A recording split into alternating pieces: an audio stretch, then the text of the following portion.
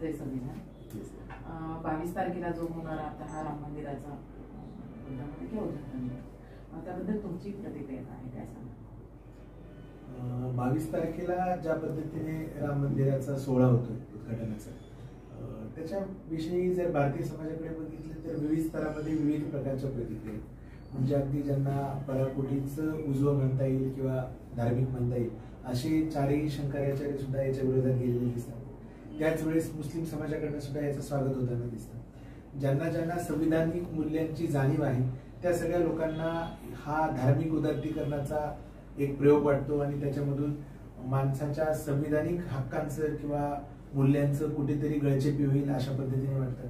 परंतु त्याच वेळेस राजकीय परिसरामध्ये काम करणारी जी लोक आहेत त्यांना राम हे सर्वसामान्य सर्वच भारतीयांच्या आस्थेचं प्रतीक आहे आणि राम हे धार्मिक प्रतीक असण्यापेक्षा ते एक विधक आहे आणि भारतवर्षामध्ये राहणारा मग तो हिंदू असो, मुस्लिम असो, ख्रिश्चन असो, या सगळ्यांनाच राम या नावाविषयी, या व्यक्तिमत्वाविषयी, या मूल्याविषयी आस्था आहे. म्हणजे अगदी हिंदू नसलेल्या गुरु ग्रंथ साहेब मध्ये किंवा शीख समुदायामध्ये सुद्धा एकट्या गुरु ग्रंथ साहेब मध्ये राम नावाचा तब्बल 2500 वेळापेक्षा जास्त उल्लेख आहे. किंवा सुफी मुस्लिम संतांच्या पण तुम्हाला रचनांमध्ये रामाचं नाव आढळून येईल. म्हणजे किंवा राम ही एक जातक कथा आहे असं बौद्ध धर्मियांचं म्हणणं आहे. किंवा जैन रामायण सुद्धा या देशामध्ये उपलब्ध आहे. त्यामुळे रामाला असं एका कुठल्या तरी धर्माचं किंवा एका कुठल्या तरी संस्कृतीचं प्रतीक न म्हणता सर्वसमावेशक प्रतीक, भारतीय प्रतीक राम आहे. मग त्याला कुठल्या तरी एका छोट्याशा चौकटीत बंद करायचं किंवा त्याचा राजकीय विचार करायचा आणि कुठल्या तरी ठराविक पक्षाच्या प्रपोगंडासाठी त्याचा जर उपयोग होत असेल तर 100% त्याचा विरोध केला पाहिजे. परंतु रामाला तो विरोध नसून रामाचं ज्या पद्धतीने व्यापारीकरण केलं जातं, रामाचा ज्या पद्धतीने विशिष्ट विचारसरणीसाठी उपयोग करून घेतला जातो त्याला तो विरोध आहे असं मला वाटतं. नाही म्हणजे आता हे चारही शंकराचार्य आहेत, यांचा विरोध कशासाठी होतो? की म्हणजे हे उद्घाटनासाठी होतो की आणखी काय दुसरं काय कारण असू शकतं की त्यांचा विरोध आहे हा? शंकराचार्यांनी त्यांच्या भाषणामध्ये ते मुद्दे स्पष्ट केले की ज्या पद्धतीने म्हणजे प्राणप्रतिष्ठा करण्याची जी संकल्पना आहे त्या संकल्पनेच्या अनुषंगाने हा कार्यक्रम होत नाही. कारण मंदिराचं बांधकाम अजून अर्धवट आहे, मंदिराचं छताचं बांधकाम अजून झालेलं नाही, मंदिराच्या ज्या काही रचना आहेत त्याच्यामध्ये अपूर्णता आहे, किंवा ज्या पद्धतीने कार्यक्रमाची घाई केली जाते. कारण अपेक्षित काळ अजून 1.5 ते 2 वर्ष हे काम चालणार आहे आणि मग ही घाई कशासाठी? जर इतके वर्ष आपण थांबलेलोच आहोत तर ती प्राणप्रतिष्ठा, ते जे काही राम मंदिराचं संस्थापना होते ती योग्य पद्धतीने त्यांच्या अनुषंगाने जी काही त्यांची टर्म्स अँड कंडिशन आहे तसं व्हायला पाहिजे होतं असं त्यांचं मत आहे. आणि दुसरी गोष्ट, या गोष्टीचा जितकं राजकारण केलं गेलंय त्या राजकारणाला त्यांचा विरोध असल्यामुळे त्यांनी विरोध केला. नाही मग हा कुठेतरी येणाऱ्या 2024च्या निवडणुकीच्या रिलेटेड आहे का? 100% म्हणजे ही गोष्ट काही कोणीच लपून ठेवलेली नाही. म्हणजे ज्यांनी हा उपयोग करायचा ठरवलाय त्यांनी तर ती अजिबातच लपून नाही ठेवलेली की याचा फक्त आणि फक्त राजकीय उपयोग करायचा आहे. आणि ज्या गोष्टीवरती भारतीय समाजामध्ये मतं मागायला पाहिजे, म्हणजे जो मूलभूत अधिकार आहे इथल्या नागरिकांचा, त्या मूलभूत अधिकारावरती, कर्तव्यांवरती आणि सरकारची जी काही कामं आहेत त्याच्यावर न मागता फक्त भावनिक उदात्तीकरण करून मतं मागायची आणि त्याच्यासाठी एक लाट आणायची भावनिक, या पद्धतीने त्यांचं काम चाललेलं आहे. त्यांनी ते काही लपवलेलं आहे असं मला वाटत नाही. मग यांचे मुद्दे कुठले येत नाही किंवा यांनी जनतेसाठी काही केलेलं नाही असं बऱ्याच जनतेचा आक्रोश आहे. मग कुठेतरी भावनिक रामाला पुढे करून मग हे सगळं राजकारण चाललेलं आहे. 100% याचं जे राजकारण आहे हे भावनिक राजकारणच चाललेलं आहे आणि मूळ मुद्द्यांपासून लक्ष विचलित करण्यासाठी हा सगळा कार्यक्रम चालू आहे, हे दुःखद आहे. मग बाबासाहेबांनी आपल्याला संविधानिक मूल्य दिलेत, मग ती कुठेतरी आपण अवहेलना करतो किंवा त्याचं काहीतरी हे होतं असं नाही वाटत आहे का तुम्हाला? कारण आता जर भावनिक मुद्द्यावर जर राम मंदिराची प्रतिष्ठापना करून ते जर लोकांना भावनिक याच्याकडे नेत असतील तर मग आपण संविधान आणि मनुस्मृती मग याच्यामध्ये काय? नाही, आता संविधानाच्या बाबतीत तुम्ही म्हणाल तर तिथे स्पष्ट आहे की दोन्ही गोष्टी आहेत की आपल्या धार्मिक आस्था ठेवायला संविधानाने परवानगी दिली आहे का? दिली आहे. आपल्याला हवा तो देव पूजण्याची परवानगी दिली आहे का? दिली आहे. परंतु धर्म किंवा आपली पूजा परंपरा किंवा आपल्या व्यक्तिगत श्रद्धा हा काही कुठला सरकार निवडून देण्याचा मुद्दा असू शकत नाही. सरकार मुद्दा जेव्हा येतो तेव्हा सरकार स्थापना ही कामाच्या आधारावर आणि ते काम जनतेच्या प्रति त्या लोकांचं, त्या सरकारचं असलेलं उत्तरदायित्व याच्यावर आणि याच्यावरच झालं पाहिजे. त्यामुळे तुमची व्यक्तिगत श्रद्धा याचा सन्मान भारतीय संविधान सुद्धा करतं, परंतु ती व्यक्तिगत श्रद्धा कुठेही स्टेटच्या हिताच्या आड येऊ नये याची काळजी संविधान घेतं. आणि म्हणूनच जर कोणी रामाची पूजा करत असेल, त्याची प्रतिष्ठापना करत असेल, मंदिर बांधत असेल, प्रत्येक माणसाला त्याच्या त्याच्या व्यक्तिगत श्रद्धेप्रमाणे पूजा करायची, प्रतिष्ठापना करायची, उत्सव करायची परवानगी संविधानानेच दिलेली आहे. परंतु अशा पद्धतीचा उत्सव हा कुठल्या तरी सरकारच्या निवडीसाठीचा निकष असू नये. तो निकष हा जनतेच्या प्रती असलेलं उत्तरदायित्वच असलं पाहिजे याची काळजी संविधानाने घेतलेली आहे. परंतु हे सरकार त्याची पायबंदी करते असं वाटतं. डॉक्टर बाबासाहेब आंबेडकरांनी काळाराम मंदिराचा सुद्धा म्हणजे आंबेडकरी चळवळीच्या जनतेसोबत लढा दिला होता, काय सांगा? खूप चांगला इंटरेस्टिंग मुद्दा आहे. म्हणजे मला सांगायला अतिशय अभिमान वाटतो की 1931 ते 1935 असा प्रदीर्घ काळ राम मंदिराच्या प्रवेशासाठी, म्हणजे नाशिकच्या रामकुंडाच्या शेजारी असणारं काळारामाचं जे मंदिर आहे त्या काळाराम मंदिर प्रवेशाचा सत्याग्रह बाबासाहेबांनी केला होता. आणि त्या सत्याग्रहामध्ये आमचे पूर्वज म्हणजे आमच्या देवळा गावाचे आमचे पंजोबा हे 3 लोक त्या सत्याग्रहामध्ये सहभागी होते. आणि जनता पेपरमध्ये त्याचा उल्लेख आहे. आणि त्याच्यामधले शांताराम पवार जे होते त्यांच्या वडिलांचा त्या काळामध्येच मृत्यू झाला, ज्या काळामध्ये शांताराम पवार या मंदिर प्रवासाच्या संदर्भामध्ये जेलमध्ये होते. आणि ते जेलमध्ये असल्यामुळे त्या कार्यक्रमाला, त्यांच्या वडिलांच्या अंत्ययात्रेला ते उपस्थित राहू शकले नाही. आणि म्हणून त्यांच्या दशक्रिय विधेसाठी स्वतः बाबासाहेब आंबेडकर देवळा या गावी आले होते. आणि त्यांनी त्या काळामध्ये साधारणतः 5000 लोकांची मोठी परिषद घेतली होती. त्या परिषदेसाठी फक्त अस्पृश्य समाजातली लोक नव्हे तर बहुजन समाजातली म्हणजे ब्राह्मणेतर सगळीच लोक त्या मोठ्या सभेसाठी उपलब्ध होती. आणि त्याचा दस्तावेज आपल्याला जनतामध्ये विस्तृतपणे वाचायला मिळतो. त्याच्यामध्ये जी भूमिका होती बाबासाहेबांची, ही भूमिका मंदिर प्रवेशाची किंवा मंदिर पूजेची नसून प्रतिकात्मकरित्या जे काही धार्मिक स्वातंत्र्य आणि समता मूल्य त्याच्यासाठी होती. आणि त्यापुढे बाबासाहेबांनी अनेक वेळा म्हटले की मंदिर प्रवेश हा काही शेवट नाही या लढ्याचा, तर मंदिर प्रवेश ही प्रतिकात्मक गोष्ट आहे.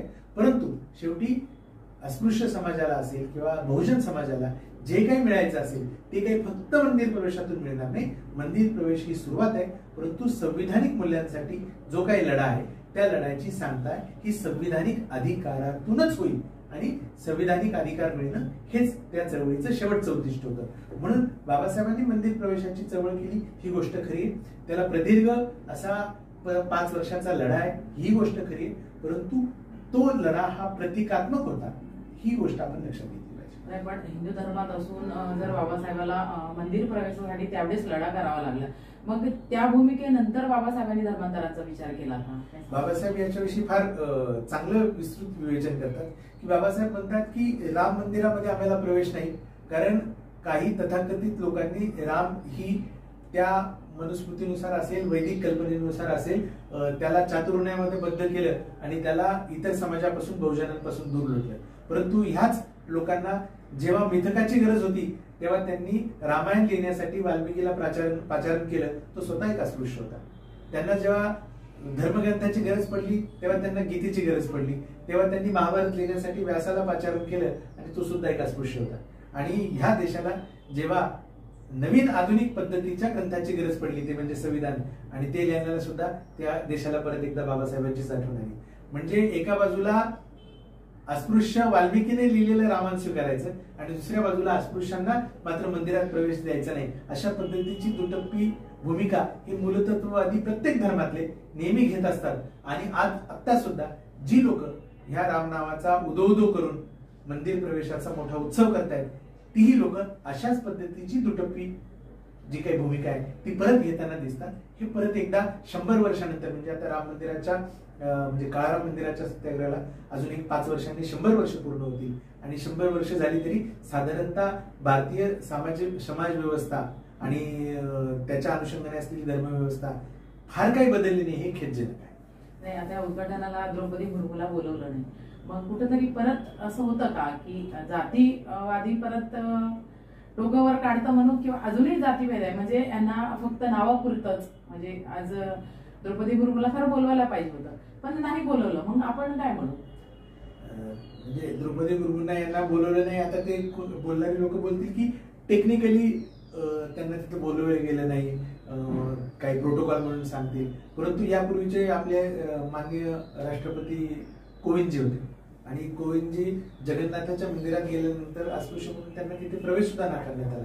म्हणजे या देशामध्ये संविधानिक मूल्यांचा आधार घेऊन, त्या तरतुदींचा आधार घेऊन तुम्ही सर्वोच्च पदापर्यंत जाऊ शकता, परंतु एखाद्या मंदिराच्या गाभाऱ्यात जाऊ शकत नाही. ही जी जात व्यवस्था संविधानिक मूल्यांना पराभूत करण्याचं काम करते आणि ती कुठेतरी खोलवर जाऊन बसलेली आहे. त्याचंच हे एक उदाहरण आहे. आत्ताचे आमंत्रणाचं असेल किंवा कोविंद साहेबांना जगन्नाथ मंदिरामध्ये प्रवेश न देण्याचा प्रकरण असेल. आता तुमचा 22 तारखेला जो शिवसेनेचा कार्यक्रम आहे तो कुठल्या विषयावर आहे? 22 तारखेला देशभरामध्ये जे काही भारतीय जनता पक्षाने वातावरण निर्मिती करून अयोध्येतल्या राम मंदिराच्या प्राणप्रतिष्ठेच्या सोहळ्याविषयी एक राजकीय अशा पद्धतीचा सगळा मोठा समारोह करण्याचा प्रयत्न केलाय. त्या पार्श्वभूमीवरती शिवसेनेचे पक्षप्रमुख उद्धव बाळासाहेब ठाकरे यांनी 22 तारखेला संध्याकाळी काळाराम मंदिर नाशिक येथे महापूजा ठेवली संध्याकाळी 6 वाजता आणि त्यांच्या हस्ते रामाची तिथे आरती होणार आहे. याच्यामध्ये एक सूक्ष्म भेद आहे की या देशामध्ये राम हे प्रतीक जसं अभिजनांच्या पद्धतीने वापरलं आणि बहुजनांना त्याच्यापासून दूर ठेवण्याचा प्रयत्न केला, त्याच पद्धतीने बहुजनांचं एक वेगळं हिंदुत्व आहे आणि ते हिंदुत्व हे शेंडी जाणव्याचं हिंदुत्व नाही.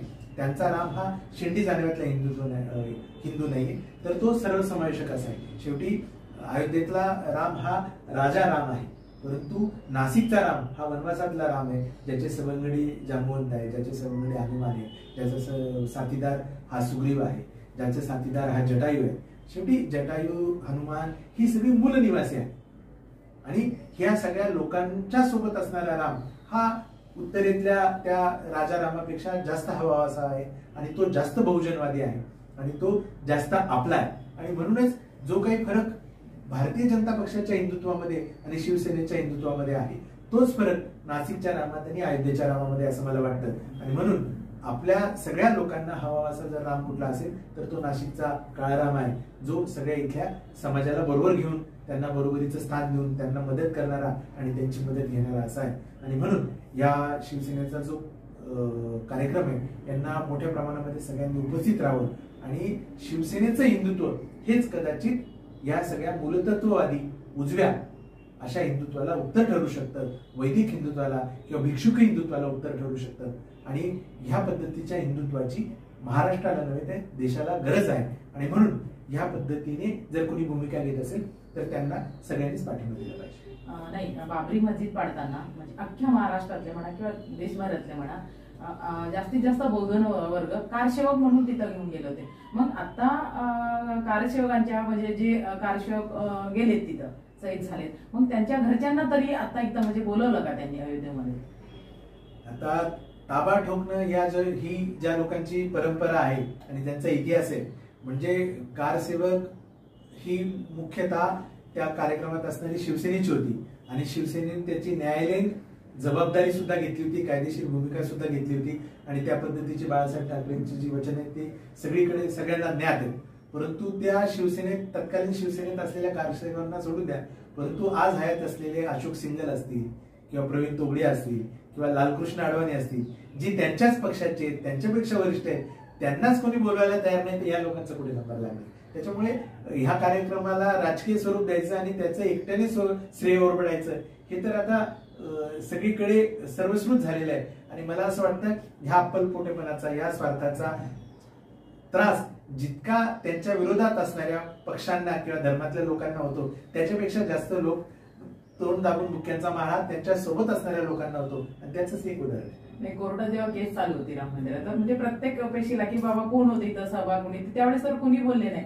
पण आता जेव्हा निमंत्रण मिळालं नाही तेव्हा प्रत्येक जण म्हणतो की आम्ही होतो आम्ही होतो आम्ही होतो. म्हणजे हा गोंधळच आहे ना. म्हणजे इथल्या महाराष्ट्रातल्या कुठल्याच कार्यकर्त्याला बोलवलं नाही. त्याचे साक्षी पुरावे आहेत. त्या काळी फैजाबाद जेलमध्ये आमचे पुण्यातले 10-12 शिवसैनिक अटक होते, त्यांच्याकडे त्या अटकेची कागदपत्र आहेत, त्याचे फोटो आहेत आणि ते साक्षी पुरावे जनतेसमोर येऊ शकतात.